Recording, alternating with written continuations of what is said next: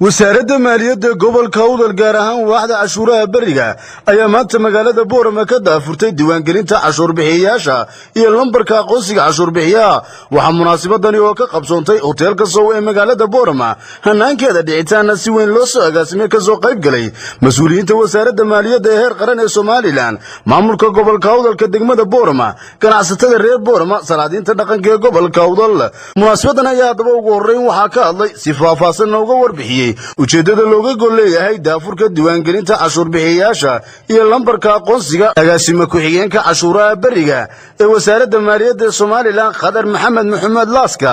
iyo Maxamed Yuusuf oo kamid ah mas'uuliyiinta wasaaradda maaliyadda iyo Cabdullaahi Aadan Nuur oo isagoo ah maamulaha cashuuraha bariga ee gobolka Awdal waxayna tibaaxeen sida tan waxa nasiib ah oo farxadii aniga maamulaha cashuuraha bari ahaan in aynu noqono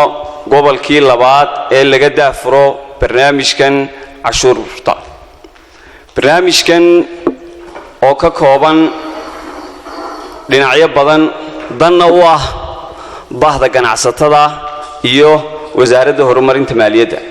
waxaan horta imika meesha aanu idiin keenay nambarkii ganacsiga weeye waa nambarkii qofka u gaarka noqonayay Soomaaliland oo dhan nambarka qaadanaysa waxaanu eegnay oo aanu xageenu ka bilownaa wasaaraddeedu waanu shirnay halkeenu ka bilownaa waan rogrognay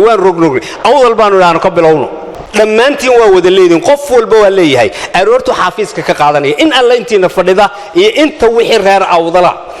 marka ganacsatada waxaan u soo jeedin lahaa ka codsanayaa inay kala qayb qaataan shaqaalaha diiwaangelinta una fududeeyaan hawsha iyada ayaan kula dardaarmayaan ku yar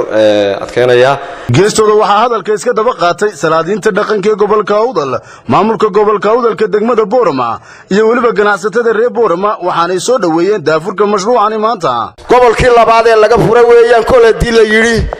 horta aad iyo aad baan u soo dhaweynaynaa inaguna waxa weeye kuwii ay faa'iido u yeelato Allah inaga dhigo kuwii ummadda uga faa'iideeyana Allah inaga dhigo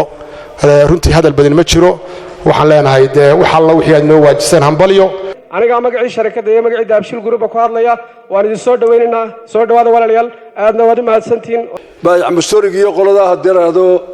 maaliyadda oo bay arintu ka dhaxaysa inta yada kale waa marxaati wajoog baan u malaynayaa runaantii annagu haddii aan nahay shirkadda shaaba cashuuraha nagu waajibay dhammaan sidooda ayaan u bixinaa waa inuu cashuurtii ku waajibtay sidii ugu haboonayd u bixiyo register aw noqdo imkaaniyaad kasta oo wasaaradda ama laamaha dawladda ee cashuurta qaada ka khuseeya inuu facilitationkeeda sameeyo imkaaniyaad nabadgelyo la fulinayaa adeeg baa la fulinayaa adeegyadaasi dee xukuumaddu iyo dawladuhu waxay ku maamulaan waa cashuuraha waa arrin wanaagsan in wax la isku ogaado maanta arrinka halka lagu daafurayaana